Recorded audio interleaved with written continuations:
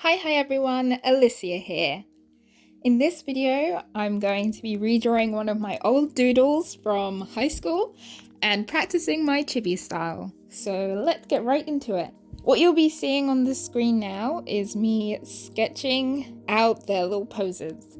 I'll talk a bit more about what I'm thinking for proportions when I'm drawing chibi characters, but I have like this kind of method that I've picked up and just stuck with. This is me just looking at the characters and picking a pose that best suits their kind of personality I get from looking at these drawings I did ages ago again. So what I like to do for Chibis is draw a circle and a small oval underneath it for the head, tiny little ear, tiny dots for the eyes, small mouth and small nose, and then I like to draw a little bean shape for the body and try and get some contrapposto in the hips and chest. And contrapposto just means opposite.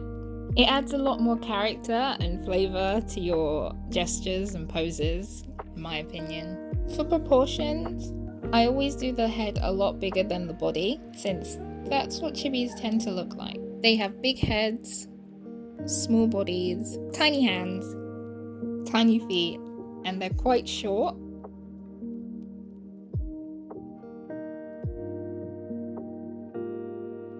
Back to the main event. So I'd never drawn a full body drawing of these characters, so I had to do the fun part of coming up with their fashion choices as well as what poses they would be doing. And what I really liked about these doodles is that their hair represented the fruits that they were inspired by and it held their shape. With our little pear girly, she was the oldest, most mature and responsible one, but also really uncertain and has very little confidence, so the shy and bashful type as well. And I wanted her clothes to reflect that. She would be like fully covered, have really baggy cardigans, and I think her pose denotes her as quite a shy, kind of keeping to herself kind of character. And moving on to the blueberry boy, he is the the kind of I don't really give a damn about anything in life anymore kind of type, very reserved, quiet, kind of moody, but nobody knows why. The mysterious dark type Pokemon. But yeah, I don't know why in this doodle I drew him with like this tartan blue shirt, but apparently that's what blueberries were giving back then, so I stuck with that and just gave him some really edgy ripped jeans, because why not? I felt it suited the vibe, you know, and some simple trainers.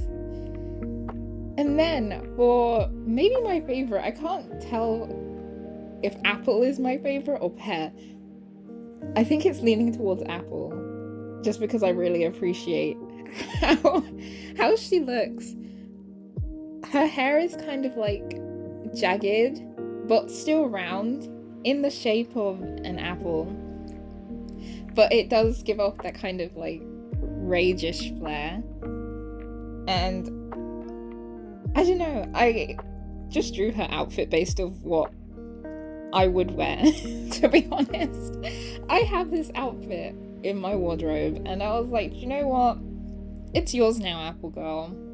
In this part of the process, I do want to talk about line art and the importance of line weight and how much of a difference it can make to your line art looking flat. And I do come across this problem a lot since I do use a really thin pen for my line art. It's just the style I prefer. So I tend to go over and create bolder, more confident lines instead of these thin wispy lines in the parts where I want to stand out. Usually things that appear closer I do with the thicker line, or I tend to go thicker in places with more shadow, like crevices or corners. It really just makes the drawing pop in areas by the end. Oh, it's also good for giving a definitive silhouette outline as well. Need to put that out there.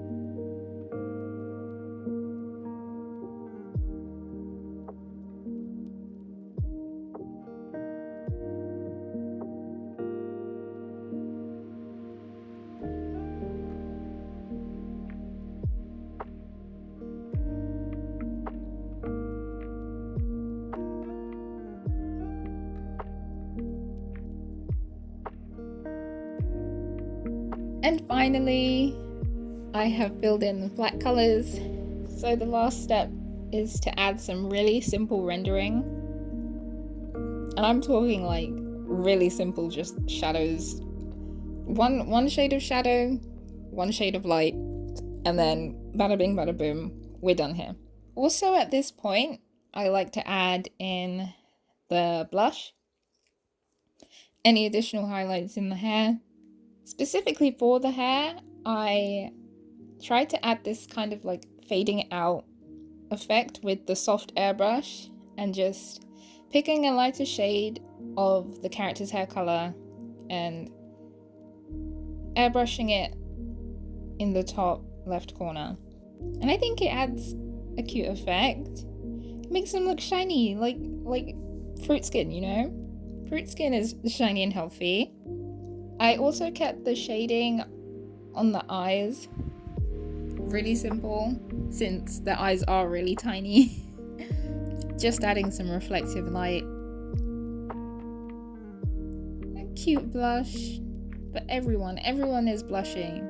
As you can see, I'm changing the shade of blush to complement their very different skin tones because the colors might look a bit odd if I kept them consistently throughout all of them, especially since Blueberry Boy's skin is quite dark. I don't think that pink would look great on him, so I changed it to a purple. I really love getting to this stage because it's at a point where you can see the goal. You can see the finish line. You're so close. It's almost done.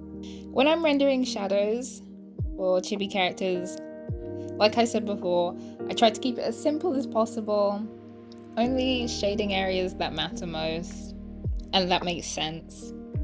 It's a lot of experimentation for me because sometimes I really do just forget to choose a light source and stick to that direction the light is coming from.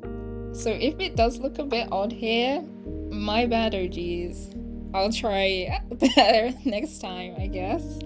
Also, another thing I wanted to improve on for next time if I do these Chibi drawings again is the shoes. I can't draw shoes for the life of me.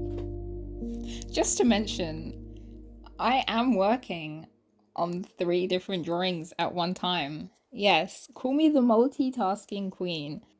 But yeah, I just wanted them to look consistent, and I don't think I would have got that if I completed one drawing and then start again from scratch. So I tried to keep all of them up to date at the same time, more or less. I don't know if that was easier, but it definitely made them look more unified. It looks like a whole. Like when I put these 3 characters next to each other, they look like they're in the same style. As a person who dabbles with a lot of styles, that was really important for me. And that will be it, guys. I hope you enjoyed this redraw / tutorials / waffle. When you draw this many characters, I think it's only customary to hold a vote and decide who the favorite amongst the people is, you know? I think my favorite is Apple, but you guys let me know in the comments which fruit chibi is your favorite.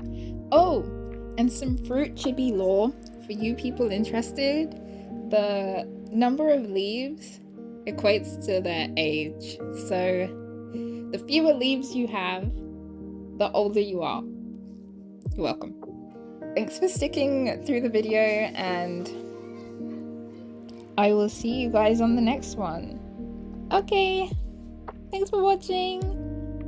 Bye bye.